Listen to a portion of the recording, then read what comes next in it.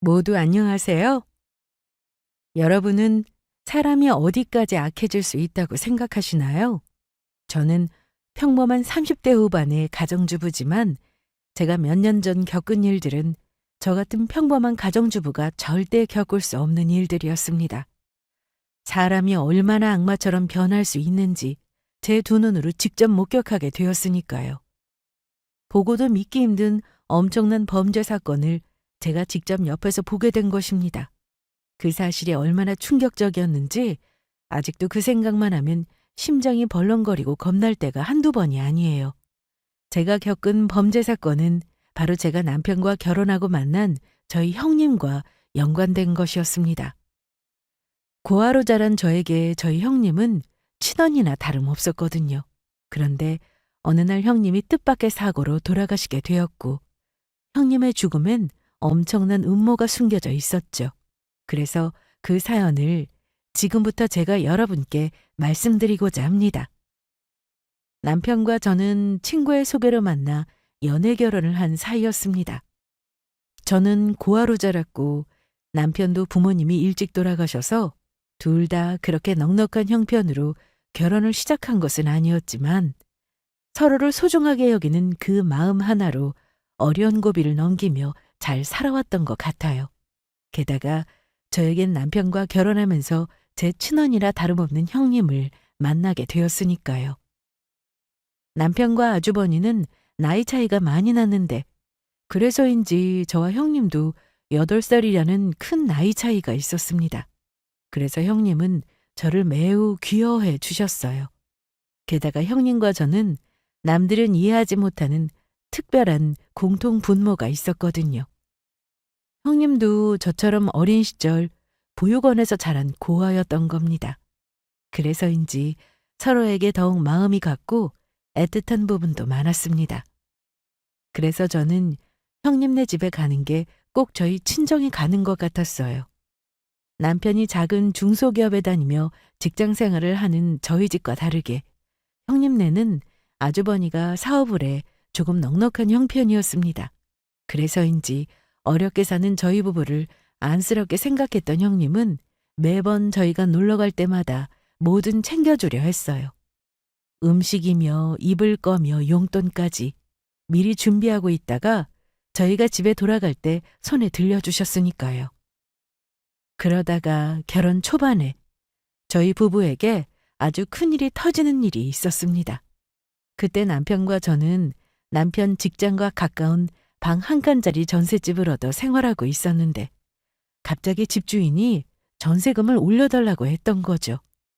집을 비울 생각이 없으면 당장 나가라는 식이었어요. 이미 전셋집을 얻을 때 남편이 대출을 받은 상황이었고 그때는 곧 첫애가 태어날 상황이라 남편과 제가 고민하며 전전긍긍하고 있었는데 형님이 저와 남편에게 밥을 해먹이고 싶다면서 형님네로 불렀던 겁니다. 그래서 남편과 밥을 먹고 차를 마시고 있는데 형님이 저희 아이 출산 선물을 줄 게 있다더니 통장 하나를 건네셨습니다. 그래서 저는 너무 놀라 형님이 주신 통장을 보며 말했어요. 형님, 이게 뭔가요? 동선의 집주인이 전세금 올려달라고 했다면서? 얼마 안 되는 금액이지만 동선의 집주인이 올려달라는 금액만큼은 될 거야. 내가 형편이 되면 더 도와주고 싶은데 우리 남편 몰래 주는 거라 이것밖에 못 도와줘서 미안해. 내가 주는 출산 선물이니까 부담 갖지 말고 넣어둬. 형님, 저희 이거 못 받아요. 이 돈 모으려고 형님도 고생하셨을 텐데 저희가 이 돈을 어떻게 받아요? 집사람 말이 맞아요. 형수님께서 도와주신 건 정말 고마운데 이러면 제가 너무 면목이 없어서 안 된다고요. 우리 형이랑 결혼해서 저 어릴 때부터 자식처럼 돌봐주신 것만으로도 고마운데 이러면 형수님한테 저 정말 나쁜 사람 된다고요. 서방님, 우리가 남이에요? 원래 힘들 때 도와주는 게 가족 아니냐고요. 정 그렇게 저한테 미안하면 나중에 서방님이랑 동서랑 잘 돼서 그때 제가 준 돈 갚아도 되는 거잖아요. 어차피 나는 지금 이 돈 있어도 쓸 것도 없고 필요 없어서 주는 거니까 아무 부담 갖지 마세요. 나야말로 서방님이랑 동서가 이러면 진짜 섭섭해요.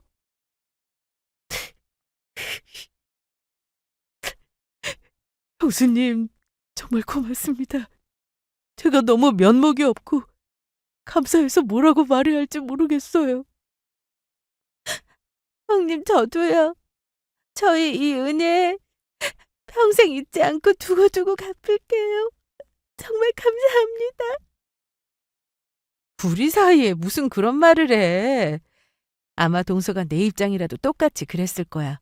그리고 우리 남편한테는 비밀로 해야 하는 거 알지? 그 사람 워낙 돈 문제라면 깐깐하잖아. 이건 우리끼리만 아는 비밀이다? 그러니까 두 사람 힘내서 잘 사는 거야. 알겠지? 네, 형님.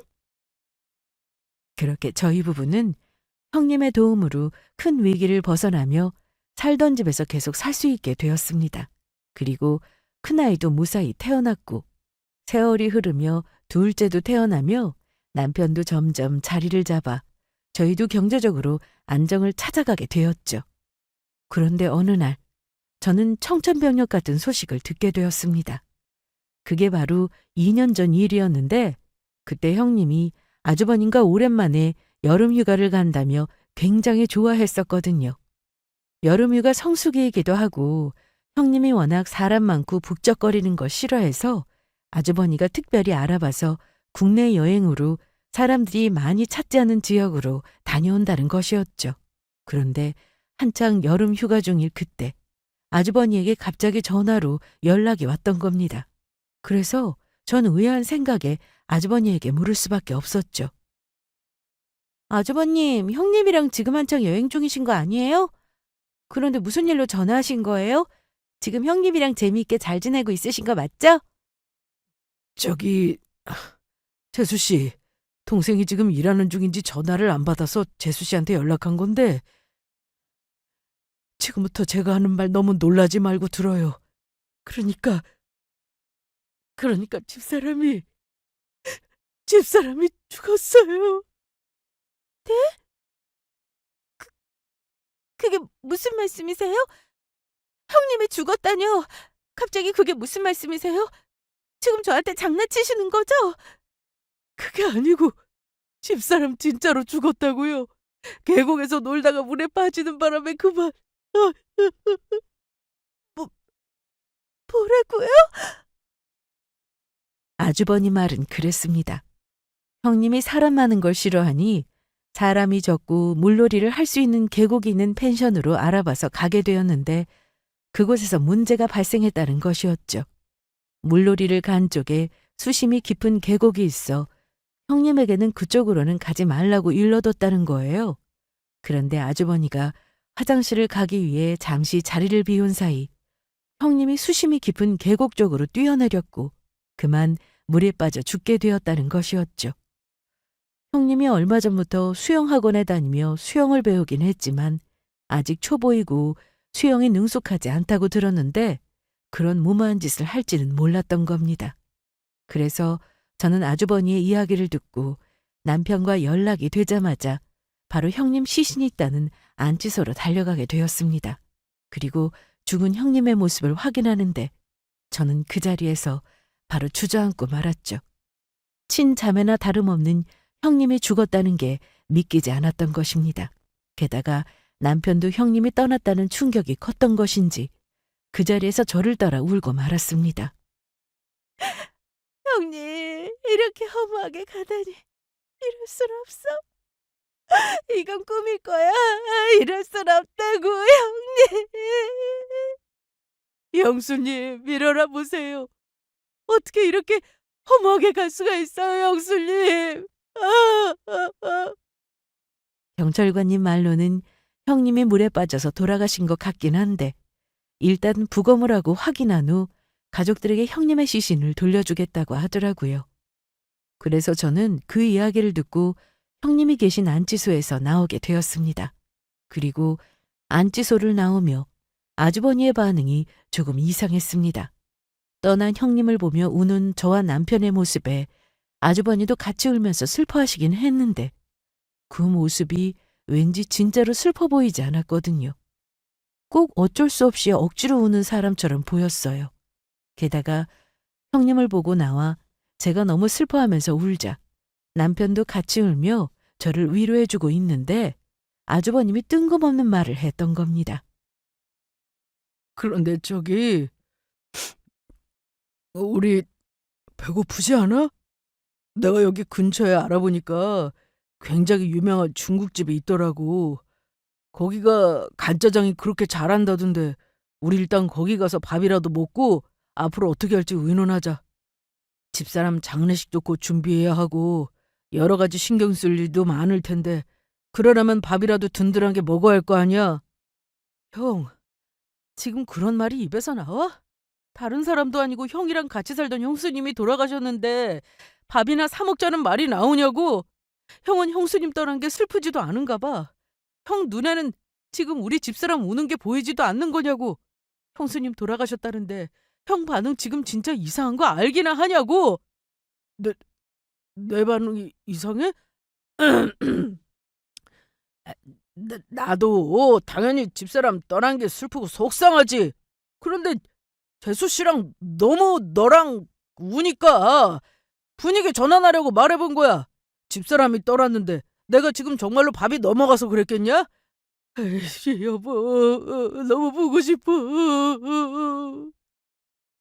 아주버니는 저희 남편의 말에 갑자기 울기 시작했고 남편은 괜히 힘든 아주버니를 건드려 더 힘들게 했나 싶은 마음에 미안해서 어쩔 줄 몰라 했습니다. 형, 지금 우는 거야? 내가, 내가 미안해. 형이 우리 집사람 생각해서 그런 것도 모르고 내가 지나쳤어. 나도 형수님 떠나고 마음이 너무 아파서 제정신이 아니라 그랬어. 형, 내가 정말 미안해. 아유, 여보, 여보. 남편의 말에 갑작스레 웃는 아주버니를 보며 남편은 아주버니를 위로하기에 바빴죠. 하지만 저도 그렇고 남편도 그렇고 아주버니 행동이 이상하다고 생각했던 것 같습니다. 그래서 집에 돌아와서 남편과 그 이야기를 하게 되었어요. 형님, 형님. 여보, 괜찮아? 기운내. 형수님 잘 보내드리려면 우리라도 정신 차리고 있어야지. 응, 그런데 형님이 돌아가신 게 믿기지 않아서 그래. 오늘 아침에도 형님이랑 문자도 주고받고 했는데 잘 살아있던 사람이 갑자기 죽었다니까. 꼭 현실이 아닌 것 같아. 당장이라도 형님네 찾아가면 형님이 웃으면서 날 반겨줄 것 같다고. 사실은 나도 그래. 나도 형수님이 이렇게 갑자기 떠났다는 게 믿기지 않아.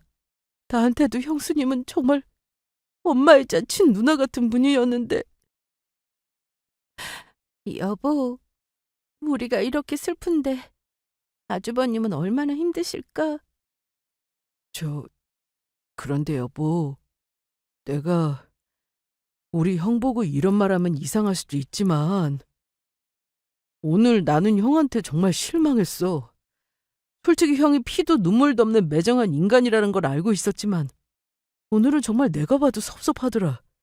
형수님이 돌아가셨는데 거기다 대고 간짜장이나 먹으러 가자니 우리 생각해서라는데 정말로 그런 것 같지도 않고 내 말에 형이 형수님 찾으면 울기는 했지만 하늘에 있을 형수님이 봤으면 정말로 많이 섭섭했을 거야.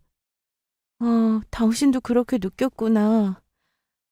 실은 나도 아주버님 태도가 너무 이상해서 형님이 돌아가신 상황에서 갑자기 간짜장 먹으러 가자는 이야기가 너무 뜬금이 없었다고. 나도 그 이야기 듣고 섭섭했는데 당신도 그랬구나?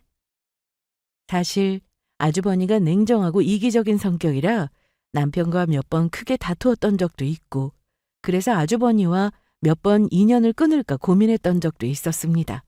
하지만 그래도 중간에서 아주버니와 남편 사이를 풀어주며 저희를 챙겨주시는 형님이 있어서 그나마 그동안 관계를 유지하고 있었던 겁니다.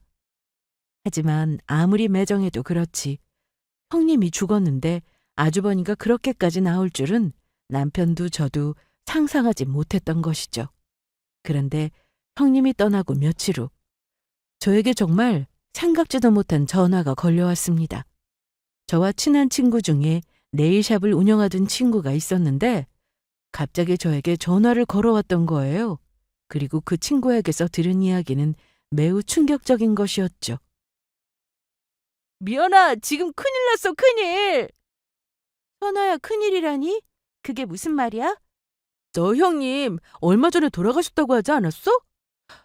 그런데 뭐 이런 일이 다 있니? 처음엔 긴가민가 했는데 너희 아주버니가 지금 어떤 여자랑 우리 샵에 손톱하러 왔다? 게다가 가만히 보니까 둘 사이가 보통 사이가 아닌 것 같아. 자기자기 하면서 지금 장난도 아니라고. 분위기 보니까 너희 형님 돌아가시기 전부터 만난 것 같아. 아무리 바람이 나도 그렇지. 자기 마누라가 죽었는데 다른 여자 만나러 다니면서 내일이나 하러 오고 어떻게 저렇게 태연하게 아무렇지 않을 수가 있냐? 저게 사람이니? 뭐라고? 그게 정말이야? 천아야, 조금만 기다리고 있어. 내가 지금 당장 너희 가게로 갈 테니까. 친구는 저희 결혼식이랑 아이들 돌잔치 때도 그렇고 저희 아주버니를 본 적이 몇 번 있었거든요. 그래서 얼굴을 기억하고 있던 친구가 저에게 전화해 알려주었던 것이었죠. 그래서 저는 친구의 말에 제 핸드백만 들고 바로 친구 가게로 택시를 타고 달려가게 되었습니다. 어쩐지 형님 떠났을 때도 별로 슬퍼 보이지도 않고 행동이 이상하다고 했더니 아주버니가 다른 여자랑 바람이나 딴짓을 하고 있었던 겁니다. 게다가 형님이 돌아가신 지 며칠이나 됐다고 그 상간녀랑 만나 데이트까지 하며 시시덕거리고 있다니 그 생각이 들자 꼭지가 도는 게 가만히 있을 수가 없더라고요. 그리고 친구 샵에 도착하자마자 정말로 진한 화장에 산티 나는 옷을 입은 여자랑 시시덕거리며 네일을 받고 있는 아주버니가 보였습니다. 그래서 저는 아주버니와 상간녀 보자마자 큰 소리로 말했습니다. 이 미친 것들아! 니들 지금 여기서 뭐하는 짓거리들이야! 재수 씨가 어떻게 여길... 아무리 바람이 났어도 그렇지 사람이 죽었는데 만나서 손톱이나 처할 생각이 나냐? 형님이 돌아가신 지가 얼마나 됐다고 이러냐고! 너희 두 년놈들 나한테 혼 좀 나봐! 저는 순간 이성을 잃고 아주머니와 상간녀의 머리채를 잡아버렸습니다. 그리고 죽을 힘을 다해 머리를 쥐어뜯기 시작했죠. 재수 씨, 내가 잘못했어요. 나 지금 네일 받고 있어서 못 움직인다고. 이 여자가 왜 이래? 지금 내가 얼마짜리 네일을 하고 있는데 이러다가 망치면 당신이 책임질 거야? 책임지기는 내가 왜 지냐? 지금 사람이 죽었는데 그까지 네일이 될 수야? 다 자업자득이다 이것들아! 아주버니며 상간녀며 갑자기 등장한 저를 보며 당황한 것도 있고 비싼 돈을 들여 한 네일이 망가질까 봐 저한테 맡기만 했습니다. 그래서 저는 속이 풀릴 때까지 두 사람을 후드려 패고 친구 네일샵을 나오게 되었죠. 그리고 그 사실을 남편에게 전부 이야기하게 되었습니다. 그런데 이미 아주버니가 남편한테 전화해서 노발대발한 것 같지만 남편도 아주버니의 말에 전후 사정을 알게 되어 대판 싸운 것 같았죠. 그래서 남편 말로는 형님 장례만 끝나면 아무래도 아주버니의 연을 끊고 살아야겠다고 하더라고요. 아무리 그래도 돌아가신 형님을 두고 그런 행동을 했던 아주버니가 남편도 용서가 안 되는 것 같았습니다. 그리고 며칠 후 경찰서에서 형님 시체를 인계받고 장례식을 치르게 되었습니다. 형님은 정말로 물에 빠져 돌아가신 게 맞더라고요. 너무나도 이른 나이 허망하게 세상을 떠나게 되신 것이죠. 게다가 저희에게 바람 피운 사실을 들킨 것 때문인지 앞으로 상간녀와 살 생각에 신이 난 아주버니만 형님 장례식장에서 아주 기분이 좋아 보였습니다. 형님 장례식만 아니면 정말 엎어버리고 싶은 심정인 걸 겨우 참고 또 참아야만 했죠. 고아에 가족도 없어서 저희와 아주버니만 진짜 가족이라고 생각하고 살았던 형님이 그저 불쌍한 마음이었습니다. 그런데 그날 새벽에 저에게 정말 설명할 수 없는 신기한 일이 일어납니다. 제가 하루 종일 울었던 탓인지 저도 모르게 까무룩 잠이 들었거든요. 그런데 제 꿈에서 형님이 나타났던 거예요. 게다가 형님은 매우 원통한 얼굴로 저를 향해 울부짖었습니다. 동서가 내 한을 풀어줘. 남편이 날 죽였어. 시든 꽃을 들고 있는 사람이 범인이야. 제발 내 한 좀 풀어달라고. 나 너무너무 억울해. 억울하다고. 형님, 그게 무슨 말씀이세요? 억울하다뇨. 아주버니가 정말로 형님을 죽인 거예요? 하지만 제가 형님을 큰 소리로 부른 순간 저도 너무 놀라서인지 잠에서 깨고 말았고 어느새 제 이마에는 식은땀이 송골송골 맺혀 있었습니다. 남편은 그런 저를 보며 몹시 놀랐지만 저는 그냥 제가 너무 형님을 걱정해 꾸게 된 꿈이라 치부해버리게 되었죠. 바로 그 일이 있기 전까지는 말이에요. 형님 차례가 끝나고 얼마 후 아주버니한테 갑자기 연락이 왔던 겁니다. 형님 짐들을 전부 정리하겠다고요. 그래서 저와 남편이 가서 아주버니가 형님 짐을 정리하는 것을 도와주겠다고 이야기했어요.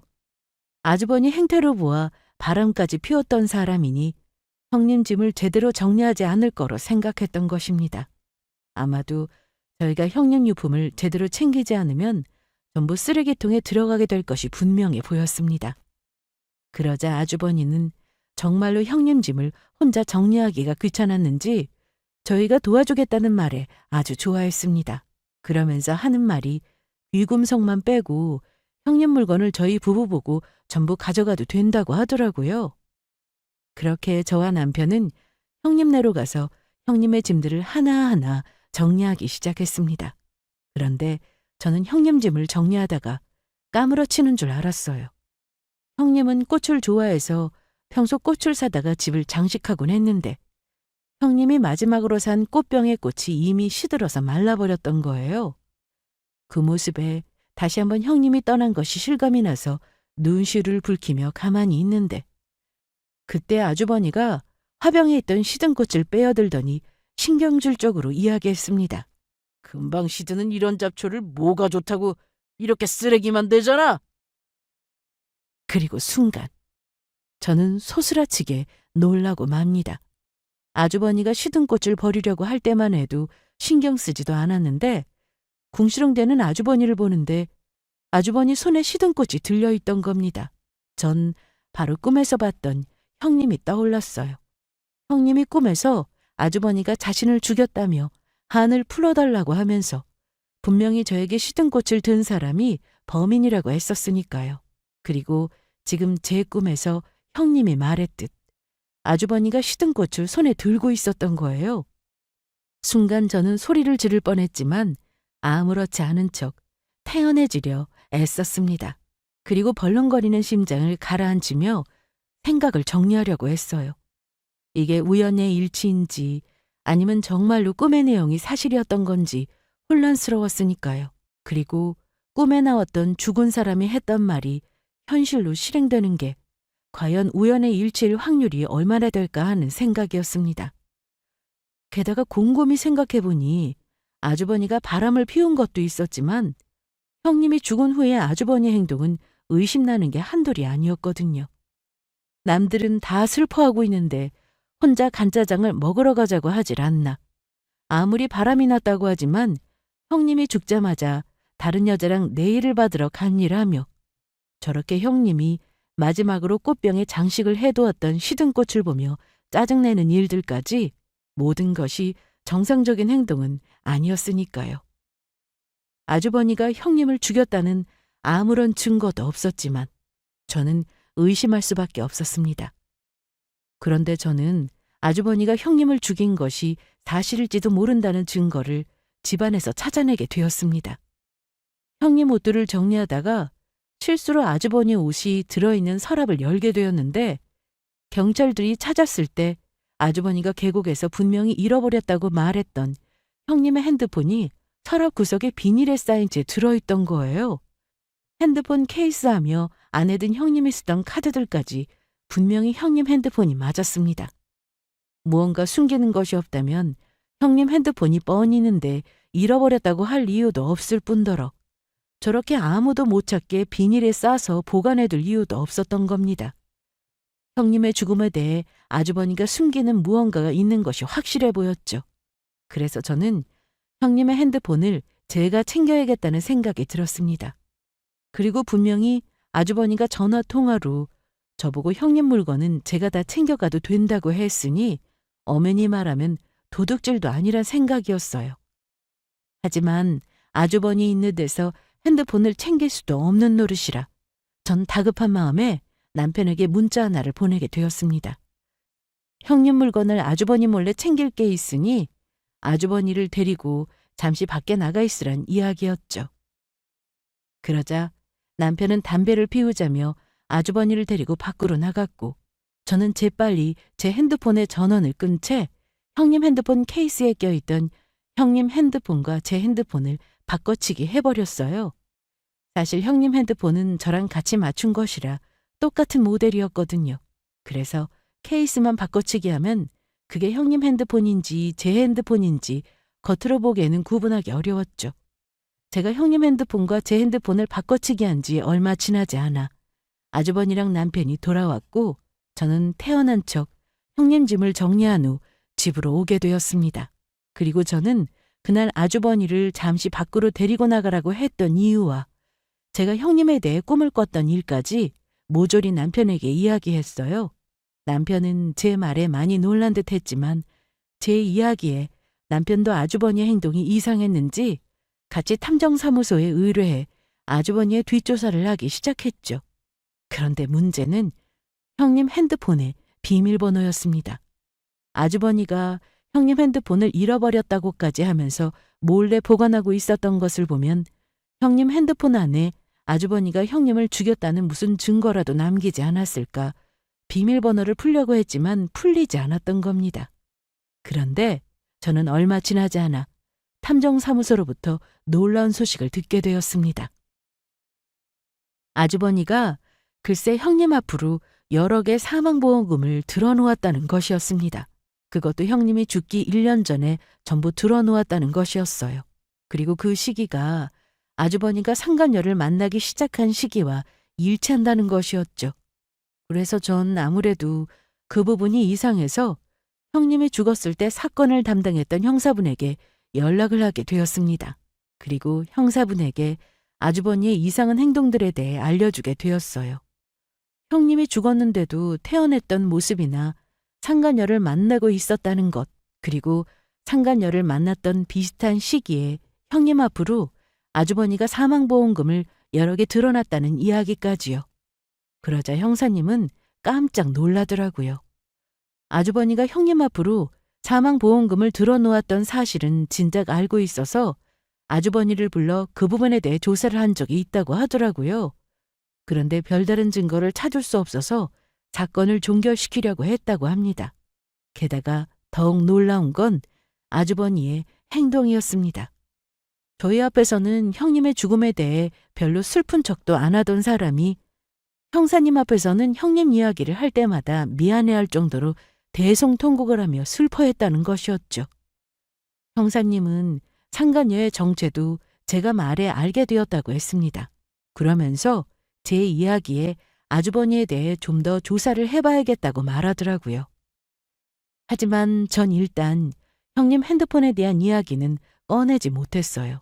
제가 법을 잘 모르는 것도 있고 정확한 증거도 없이 무작정 형님 핸드폰을 형사님께 건네는 것이 맞는지 의문이었거든요. 그래서 형님 핸드폰의 비밀번호를 풀어서 내용을 정확히 확인하고 무언가 증거라도 있으면 그때 형사님께 알려주자 싶었습니다. 하지만 문제는 형님의 핸드폰 비밀번호였습니다. 형님의 생일이며 결혼 기념일이며 아무리 눌러도 찾아지지 않았던 겁니다. 그러다가 가슴 아프지만 딱 한 가지 기억이 떠올랐습니다. 사실 형님과 아주버니 사이에는 아이가 없었거든요. 형님과 아주버니는 아이를 가지려고 안 해본 노력이 없었지만 번번이 실패하기만 했죠. 그러다가 형님이 정말 어렵게 시험관하기로 아이를 임신한 적이 있었는데 임신한 지 6개월 만에 유산으로 아기를 잃어버렸던 겁니다. 그래서 형님은 그날을 잊지 않고 아기가 떠난 기일을 매번 챙겨주고 있었습니다. 아무리 짧게 자신에게 왔다 갔어도 당신의 자식인 건 변치 않으니 영원히 기억할 거라면서요.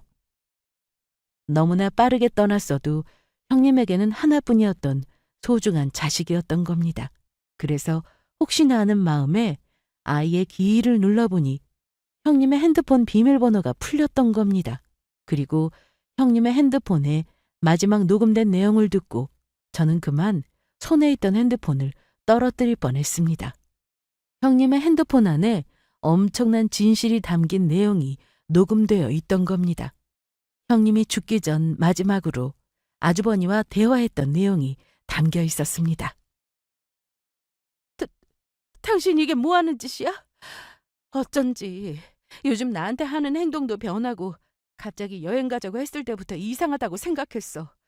지금 여기 계곡까지 데려와서 날 물에 빠뜨려 죽일 생각했던 거야?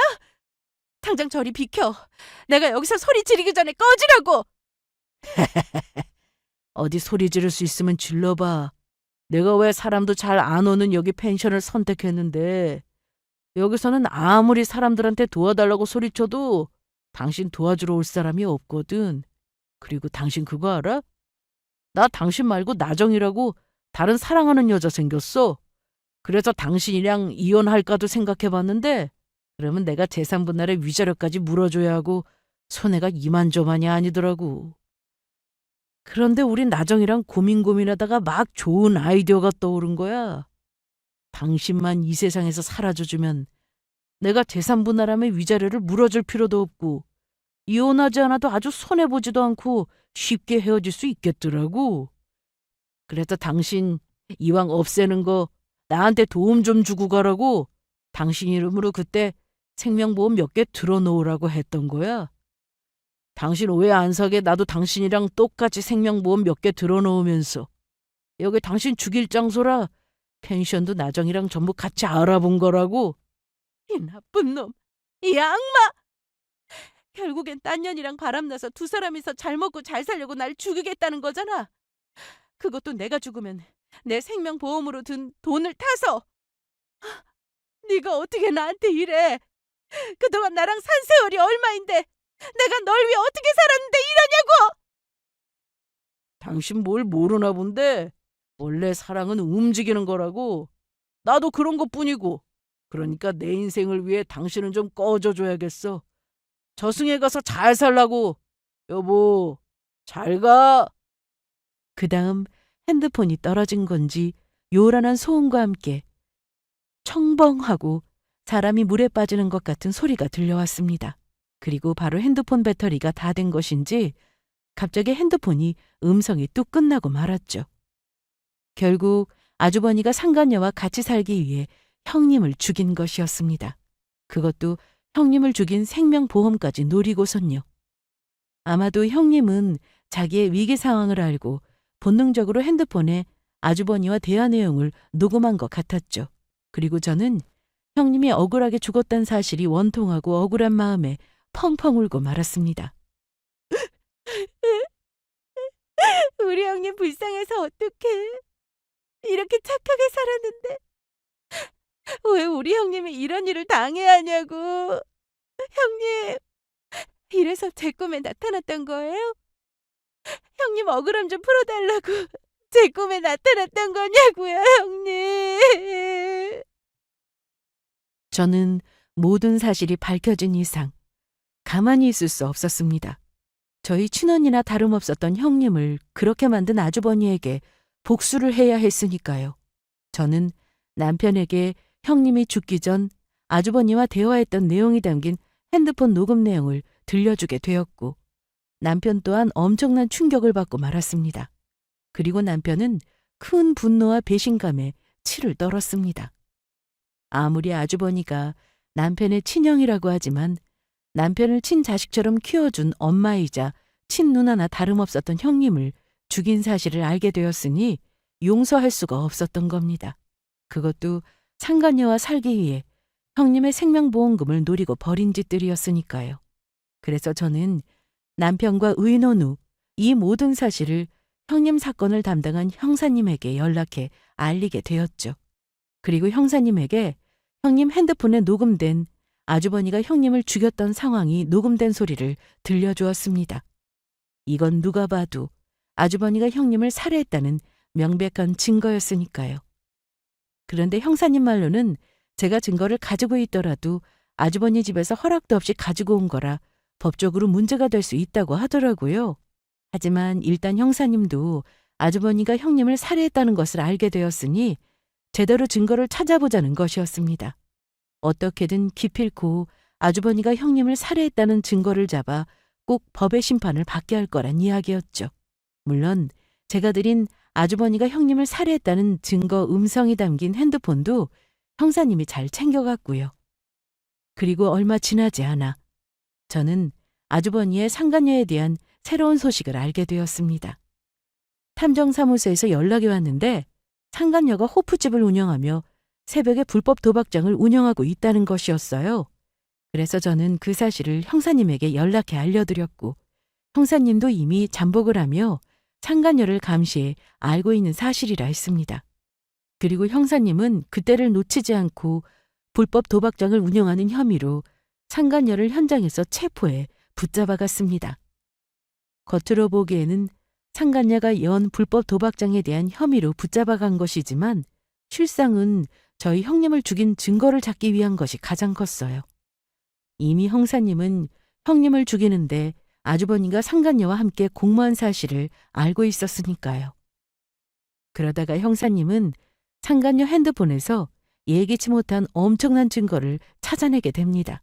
바로 아주버니가 형님을 죽였을 때 상간녀가 멀리서 그 장면을 찍었던 동영상이 들어있었던 겁니다. 그래서 상간녀가 아주버니와 짜고 형님을 죽인 사실까지 전부 자백해 밝혀진 상황이었죠. 그런데 아주버니가 상간녀가 경찰에 붙잡히자마자 바로 잠적해버렸습니다. 형사님 말로는 혹시 상간녀를 경찰들이 신문하다 본인이 형님을 살해한 사실이 밝혀질까봐 두려워 아주버니가 미리 잠적을 한 것 같다고 하더라고요. 그래서인지 형사님이 아주버니를 잡으러 집과 사무실을 갔을 때는 이미 종적을 감춘 상태였다고 합니다. 그래서 형사님은 만약 아주버니를 보면 저보고 연락해달라고 하더라고요. 아주버니는 모르겠지만 이미 아주버니는 형님을 죽인 범죄자로 수배가 떨어진 상황이었으니까요. 그리고 아니나 다를까 며칠 후 아주버니에게서 연락이 왔습니다. 그것도 핸드폰도 아닌 공중전화로요. 아주버니가 본인이 살해자인 증거 밝혔다는 사실은 모르면서도 혹시나 경찰에서 자신을 찾을 경우를 대비해서 자신의 핸드폰을 사용하면 위치 추적을 당할까봐 공중전화로 연락을 해왔던 겁니다. 게다가 같은 이유로 본인의 카드라 현금 지급기도 사용하지 않는 것으로 보였죠. 그래서 저는 아무것도 모르는 척, 아주버니를 걱정하는 척 이야기했죠. 재수 씨, 잘 있으시죠? 동생 놈이 전화를 안 받아서 재수 씨한테 연락했습니다. 아, 남편이 아직 회사에서 야간 작업 중이라 바쁠 거예요. 그런데 아주버니 도대체 어떻게 된 거예요? 요즘 통 연락도 안 되고 잘 지내고 계신 거예요? 그게 제가 좀 사정이 있어서 좀 멀리 나와 있어요. 그러면 아주버니 지금 잘 지내고 있는 거 맞죠? 별일 없는 거 정말 맞느냐고요. 그래서 하는 말인데요. 재수 씨, 제가 지금 생활비가 거의 다 떨어졌는데 개인적인 사정이 있어서 현금 지급기랑 카드를 쓸 수 없는 상황이거든요. 그래서 제가 있는 곳에 와서 저 돈 좀 빌려주시면 안 될까요? 제가 재수 씨 집에 찾아가고 싶어도 지금 그럴 수 없는 상황이라서 그래요.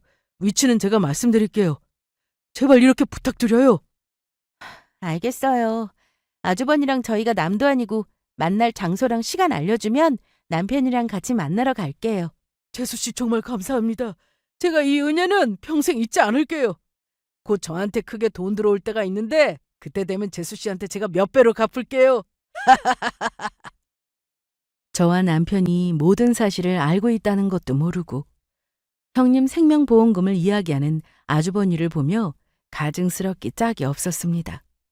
그렇게 아주버니와 약속을 잡은 저는 남편에게 사실을 알리게 되었고 남편은 회사 연차까지 쓰고 아주버니와 만날 약속 장소인 식당으로 저와 함께 나가게 되었습니다.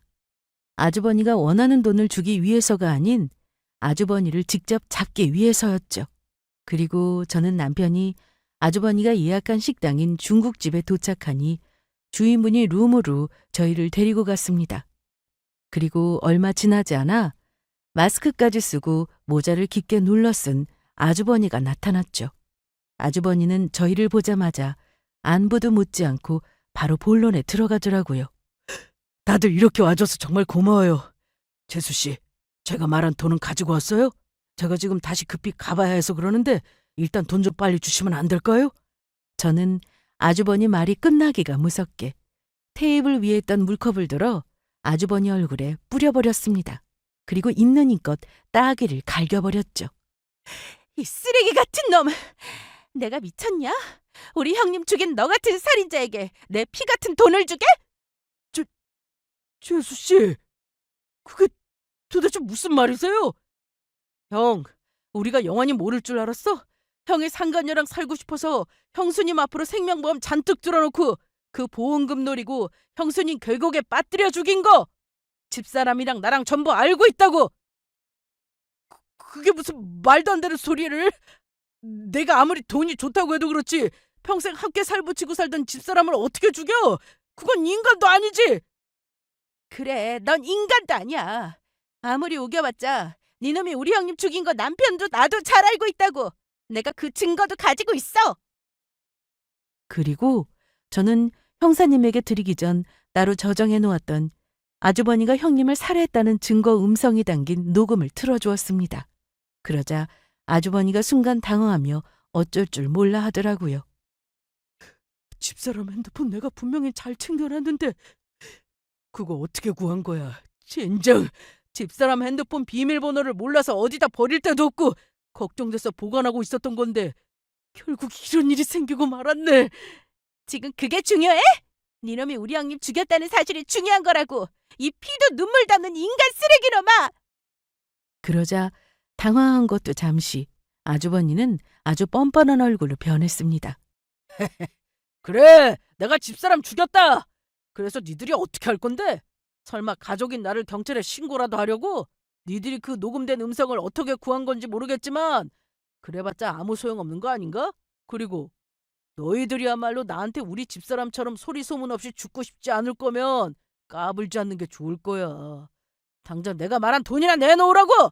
안 그랬다가는 정말로 재미없을 줄 알아. 너야말로 아직 잘 모르나 본데 아마 앞으로 영원히 재미없게 되는 건 네 놈일 거다. 그리고 그때였어요.